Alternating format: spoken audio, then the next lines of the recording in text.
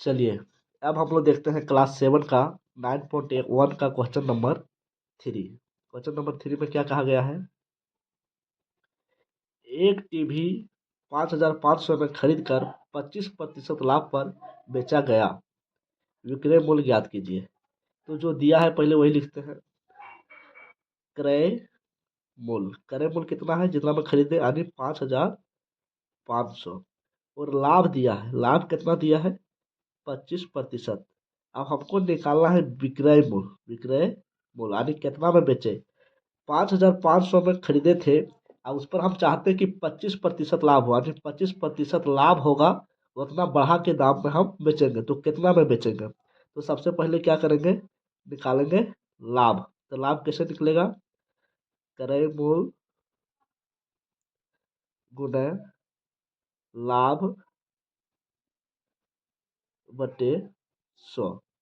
तो देखिए क्रय मूल्य कितना है, 5,500, इसी का कितना लाभ हो रहा है, 25%। तो लिखेंगे 25/100। अभी 2 शून्य से 2 शून्य कट गया।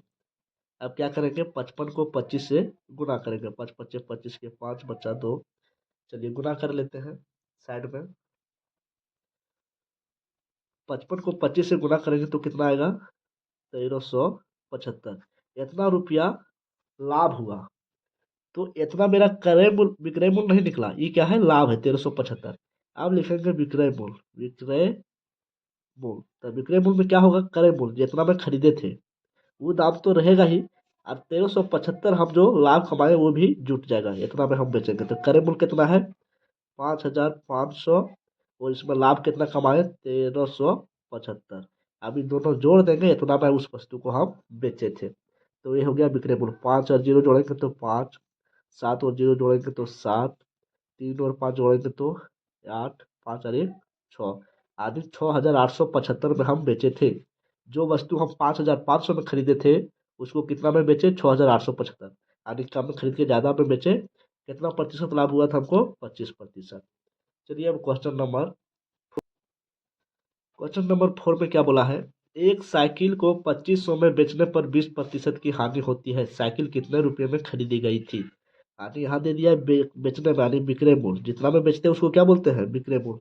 तो विक्रय मूल्य बराबर 2500 और 20% हानि, यानी हानि हो रहा है, हानि प्रतिशत कितना हो रहा है, 20%। तो पूछा क्या है, कितना में खरीदे थे, यानी क्रय मूल्य बराबर क्या। तो देखिए कोई भी चीज़ हम लोग खरीदते हैं तो 100% उसका दाम रहता है। शुरू में कोई भी चीज़ हम लोग जितना में लेते हैं, शुरुआती दाम जो रहता है सो 100% रहता है। लेकिन यहाँ ये जो 2500 दिया गया है हमारा विक्रय मूल्य, ये 20% हानि के बाद दिया है, यानी 100% का दाम मिलता तो हमको एक भी रुपया हानि नहीं होता, लेकिन 20% का हानि हो रहा है, मतलब 100% का दाम नहीं मिल रहा है। 100 में से 20% कम मिल रहा है, कितना मिल रहा है, 80% का दाम। तो 80% का दाम दिया है कितना, 2500। यानी 2500 में जब बेच रहे थे तो हमको 20% का हानि हो रहा है, यानी 80% का दाम मिल रहा है। तो लिखेंगे 80% बराबर 2500। अब क्रय मूल्य निकालना है, क्रय मूल्य निकाले चाहे 100% निकाले, आंसर वही है। तो 80% का दाम दिया है 2500, तक निकालेंगे 1% का दाम पहले। 1% बराबर, तो ये 2500 का 2500 रहेगा, ये 80 आ जाएगा भाग में। अभी सोना से ही सोना कट गया। अब 1% का दाम कितना हो गया, 250/8। अब हमको निकालना क्या है, क्रय मूल्य। तो क्रय मूल्य कैसे निकालेंगे, क्रय मूल्य यानी 100%। 100% निकलेगा मतलब क्रय मूल्य निकल जाएगा। तो 250/8 ये 1% है। अब 100% निकाले तो 100 से गुना कर दीजिए। अब कैसे कटेगा देखिए, 2 चौके 8 और 2 पच्चे 10, सोना का सोना।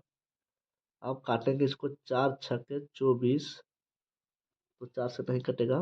2 दूना 4, 2 एके 2, 2 दूना 4, 2 पच्चे 10। अब 2 से इसको काटेंगे तो 2 एके 2 और 2 दूना 4, 2 पच्चे 10, 25। अब बचा कितना, 125 गुने 25। अब 125 गुने 25 करते हैं तो कितना आता है, यही मेरा हो जाएगा उसका क्रय मूल्य, इतना में खरीदे थे। तो देखिए रफ में इसको गुना करते हैं, 125 गुने 25, 5 पच्चे 25 के 5 बचा 2, 12 पच्चे 60 और 2 62, 5 दूना 10 के 16 बचा एक, 12 दूना 24 एक 25, 5 2 6 5 11 के बचा एक, 2 1 3। तो इसका क्रय मूल्य निकला 3125 रुपया। देखिए कितना में खरीदे थे, 3125 में, और हम बेच दिए कितना में, विक्रय मूल्य देखिए 2500 में बेच दिए, यानी घाटा सह के बेचे थे। तो ये विक्रय मूल्य जो था 2500 में बेचने पर हमको 20% हानि हो रहा था, यानी 80% का ही दाम था, 100% का दाम नहीं था।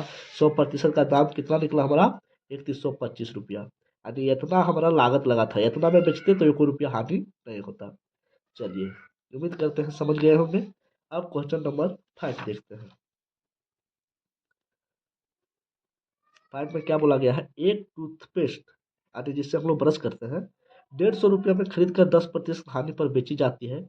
टूथपेस्ट का विक्रय मूल्य ज्ञात कीजिए। चलिए, क्रय मूल्य दिया है, क्रय मूल्य बराबर 150।